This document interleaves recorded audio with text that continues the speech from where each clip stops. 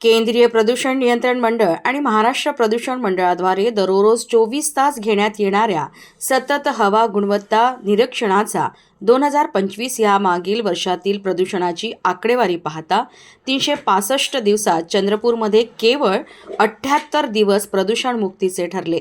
86 दिवस समाधानकारक, 187 दिवस प्रदूषणाचे, 13 दिवस जास्त प्रदूषणाचे ठरले तर 1 दिवस अतिप्रदूषित आढळला. केंद्रीय प्रदूषण नियंत्रण मंडळाच्या निरीक्षणाच्या आधारे ही धक्कादायक आकडेवारी येथील पर्यावरण अभ्यासक आणि ग्रीन प्लॅनेट सोसायटीचे अध्यक्ष प्राध्यापक सुरेश चोपणे यांनी दिली आहे. चंद्रपूरच्या 225 वर्षातील 365 दिवसात केवळ 78 दिवस आरोग्यदायी श्रेणीत आहेत. 86 दिवस हे साधारण प्रदूषणाचे श्रेणीत, 187 दिवस हे माफक प्रदूषणाचे, 33 दिवस अतिशय प्रदूषित श्रेणीत तर जानेवारीत 1 दिवस हानिकारक प्रदूषणाचे श्रेणीत आहे. शहरात धोकादायक श्रेणीतील प्रदूषण नोंदले गेले नाही.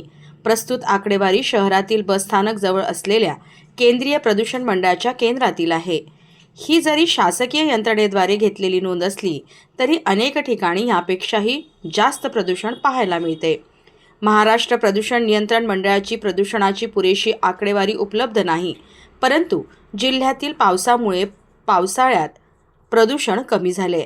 खरं तर हिवाळा हा ऋतू अतिशय आरोग्यदायी असतो, परंतु अलीकडे सर्व शहरे ही प्रदूषित झाल्यामुळे हा ऋतूसुद्धा प्रदूषणामुळे आरोग्यासाठी अतिशय हानिकारक ठरू लागला आहे.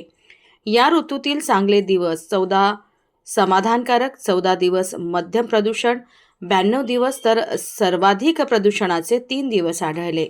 हिवाळ्यातील एकूण 123 दिवसांपैकी 95 दिवस प्रदूषण होते. उन्हाळ्यातील फेब्रुवारी, मार्च, एप्रिल, मे या उन्हाळ्यातील महिन्यात सुद्धा प्रदूषण अधिक आढळले. या ऋतूतील 4 महिन्यात केवळ 5 दिवस चांगले, 21 दिवस समाधानकारक, 83 दिवस प्रदूषित आणि 11 दिवस अतिप्रदूषित आढळले. म्हणजेच उन्हाळ्यातील एकूण 120 दिवसांपैकी 94 दिवस प्रदूषण होते. वर्षातील 365 दिवसात सर्वाधिक 304 दिवस धूलिकण होते.